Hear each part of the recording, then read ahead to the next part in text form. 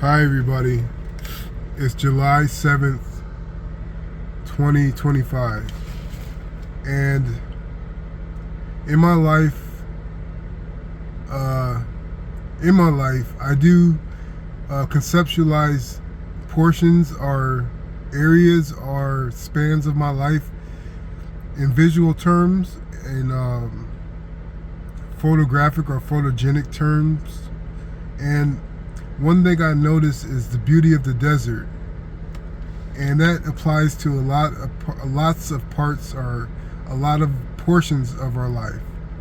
And the beauty of the desert is precisely found in its emptiness and its barrenness. When we go through deserts of life, we may have no friends, we may have very little money, we may have no family,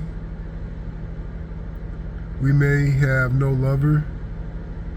And so these deserts of our life, we come to know ourselves closer. We come to see more in detail about our personalities and our proclivities and our habits and so forth. And in a way, we appreciate the poverty in whatever aspect that is. We appreciate the poverty we're in. We make a cozy little niche, a cozy little nest, or what would you call it? Our nook, a cozy little nook in our lives during these desert periods of our life. And then when we come across a feast of life, the forests, the grasslands, the plains, where there are bountiful amounts of people, bountiful amounts of money and food and family and love and friendship, we appreciate that more because we've been to the desert. And that's kind of a pedestrian common analogy that we go through, that it's called feast or famine, of course, but that's not the whole story. It mostly has to do with coming to the understanding that even in the most barrenness, the most deathly, lonely deserts, there is still a fountain. There is still an abundance of life to be found in these deserts.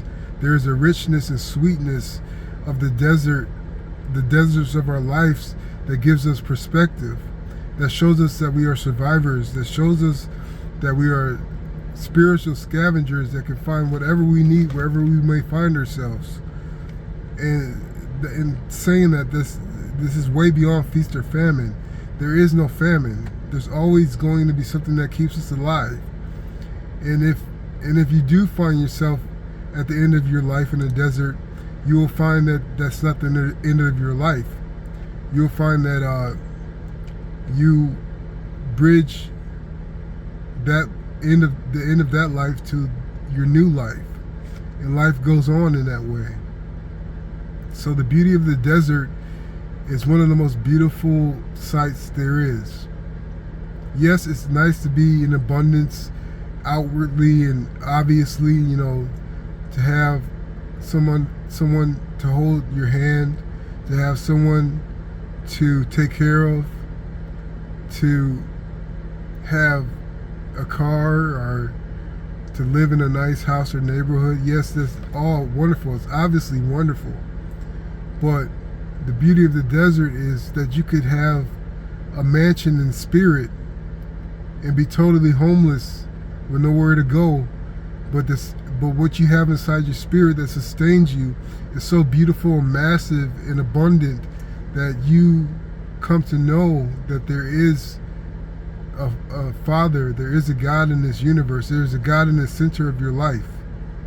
So that is why I love my life. That is why I can never stay negative for too long, because I just get happy when things are taken away from me.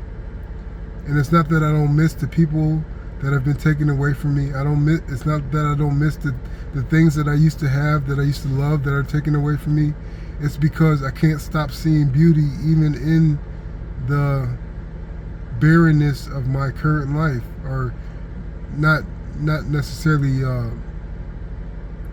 current life, or just whenever I get to those points in my life where it seems like I have nothing, I can't stop myself from laughing sometimes. I can't stop myself from falling in love with the woman in my life. I can't stop myself from seeing a beautiful future. And that is just to show you that a desert is never a desert, and there's never nothing. There's always something. And I wish that more people would see that. So I hope this helps. Thanks.